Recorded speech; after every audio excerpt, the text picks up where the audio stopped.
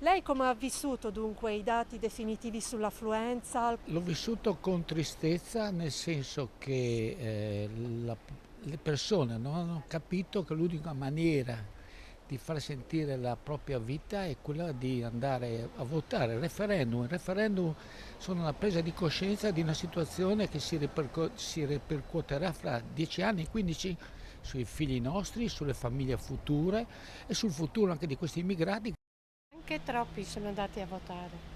Dopo mai che votano non è cambiato mai niente.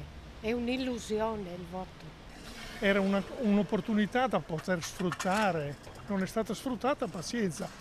Non per me, per i giovani, per la gioventù, che poi magari uno dice mi va bene, non mi va bene, è un altro conto. L'importante era potersi andare a votare.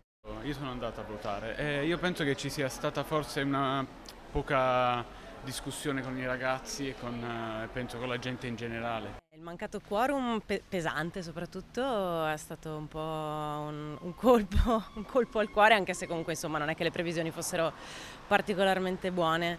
Più che rispetto al quorum forse quello che mi ha dispiaciuto di più è che diciamo, il quesito rispetto alla cittadinanza è stato votato con tanti no rispetto a quello che era anche il quesito più facile, anche più comprensibile, più diretto. I referendum sono a favore dei referendum. In questi referendum però vengono presentati un po' di difficile comprensione per la gente. Io ho votato, sono andato a votare perché riconosco che il cittadino deve votare, però il referendum presentato in questo modo era un po' difficile raggiungere il quorum.